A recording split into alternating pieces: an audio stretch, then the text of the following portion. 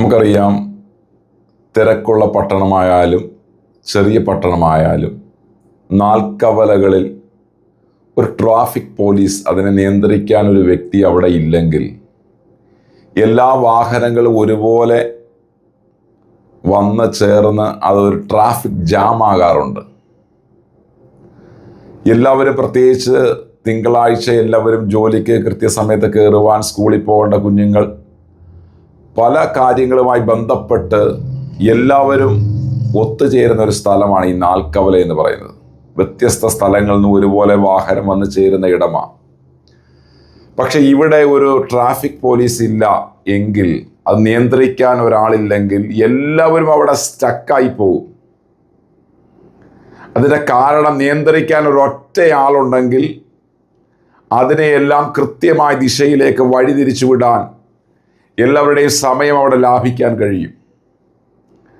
ആയതുപോലെ ആണ് ഒരു കുടുംബത്തിൽ നിയന്ത്രിക്കാൻ ഒരാളില്ലെങ്കിൽ ആ കുടുംബം ഒരു കെട്ടഴിഞ്ഞ പുസ്തകം പോലെ ആയിത്തീരും. എനിക്കറിയാം, എൻ്റെയൊക്കെ ബാല്യത്തിൽ 7 മണി കഴിഞ്ഞ് വീട്ടിൽ കയറാൻ അവകാശമില്ലാത്ത ഒരു സമയമുണ്ടായിരുന്നു. കാര്യം വേറെയൊന്നുമല്ല, സന്ധ്യയാകുമ്പോൾ മറ്റുള്ള കൂട്ടുകെട്ടുകളിലൊക്കെ അകപ്പെടാതിരിക്കാൻ അപ്പന്മാർ അമ്മമാർ നിയന്ത്രിക്കുന്ന അവസ്ഥയായിരുന്നു ഒന്ന്. ഈ കാലഘട്ടങ്ങൾ അങ്ങനല്ല. പകലും രാത്രിയിലുമൊക്കെ ജോലി ചെയ്യുന്നവരുണ്ട്, ജോലിയുമായി ബന്ധപ്പെട്ട് യാത്ര ചെയ്യേണ്ടവരുണ്ട്. അങ്ങനെയുള്ളവരെ കുറിച്ചല്ല ഞാൻ പറയുന്നത്. എല്ലാത്തിനും ഒരു ചട്ടക്കൂടുണ്ട്. ഇല്ലെങ്കിൽ അതെല്ലാം ഒരു കെട്ടഴിഞ്ഞ പുസ്തകം പോലെ, കുത്തഴിഞ്ഞ പുസ്തകം പോലെ ആയിത്തീരും. ഒരു ചർച്ചിൽ നല്ലൊരു ലീഡർഷിപ്പ് ചെയ്യാൻ നല്ലൊരു വ്യക്തി ഇല്ലെങ്കിൽ ആ ചർച്ചിനകത്ത് വലിയ വിഷയങ്ങളുണ്ടാകും. നമുക്കറിയാം, കഴിഞ്ഞ ദിവസം ഒരു പെന്തക്കോസ്റ്റ് ചർച്ചിൽ കസേര എടുത്ത് അങ്ങോട്ടും ഇങ്ങോട്ടും അടിക്കുന്നു, ഭയങ്കര ബഹളങ്ങളൊക്കെ അവിടെ കാണാൻ കഴിയും.